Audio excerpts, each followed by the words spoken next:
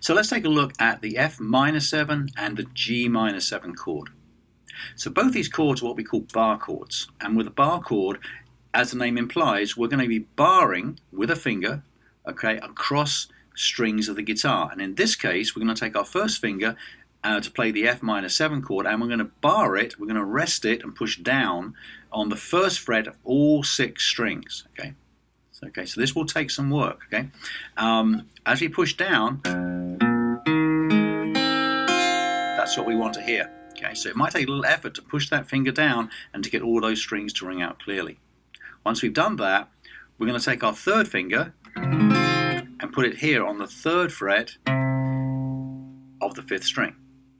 And those are the 2 fingers we have for the chord. First finger bars all 6 strings, 3rd finger plays here, the C note, 3rd fret, 5th string. That's your Fm7 chord.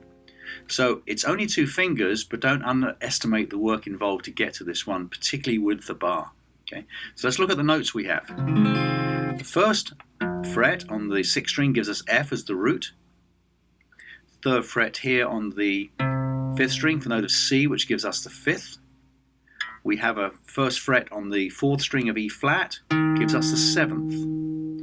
We have the minor 3rd here played with a note of A flat, okay, on the 1st fret, 3rd string.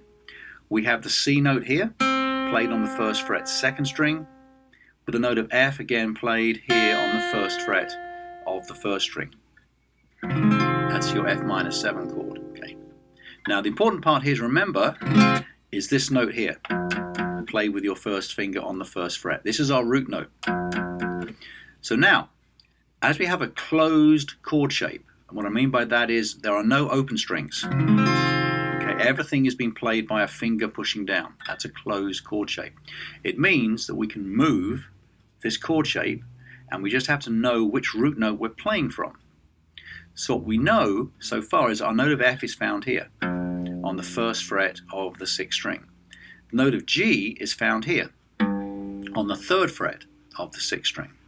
So if I take my Fm7 chord shape here and move the whole thing up 2 frets, okay, playing from this 3rd fret on the 6th string, the note of G, I get my Gm7 chord. Okay, Gm7, Fm7. Okay, Gm7, root note here, 3rd fret, 6th string.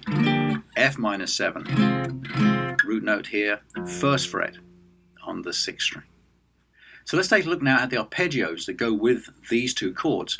And as you've seen, we've got one chord shape which we've applied 2 different ways, okay, with 2 different root notes to get us 2 chords, the Fm7 shape and the Gm7 shape.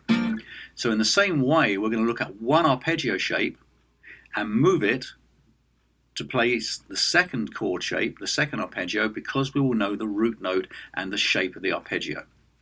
So let's take a look at it. So we're going to start the arpeggio with the 1st finger, 1st fret, 6th string for the note of F. Okay. 4th finger, little finger, comes over to the 4th fret, okay, on the 6th string. F to A flat, that's our minor 3rd. 3rd finger comes over to a note of C on the 3rd fret, 5th string, for the note of C, which is the 5th. 1st finger comes over to the 1st fret on the 4th fret for the note of E flat, which is the flat 7.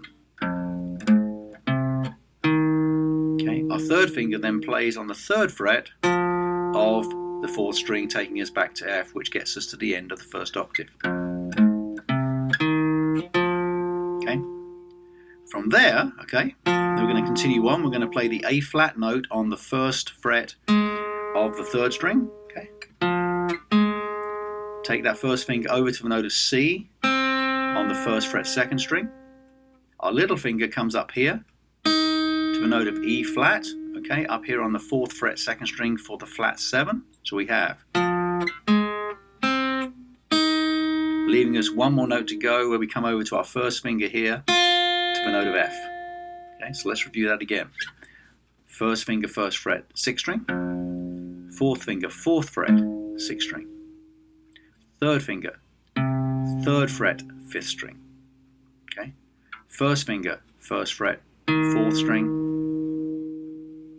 3rd finger, 3rd fret, 4th string, our first octave. Moving on, 1st finger, 1st fret, 3rd string,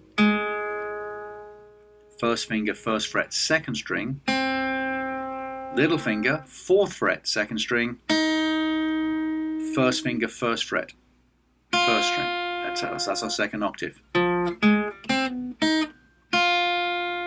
There we go. So all together,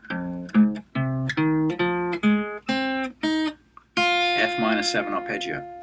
Now, if we're diligent about working this shape and memorizing and letting muscle memory take its rightful place, and by using the correct fingers, okay, what we're able to do now is if we take our F note here on the 1st fret and we move that to the 3rd fret on the 6th string, which becomes a note of G. We then play exactly the same shape arpeggio as we've just played. Exactly the same shape. The notes are different underneath, but the root note of G, this shape, gives us the Gmin7 arpeggio. So the work is really down here on the F position, okay, using the correct fingers, which we described, okay, to memorize the shape. Once you've got that, we can take that and move it 2 frets higher to a note of G and play exactly the same shape, and you will get a Gmin7 arpeggio.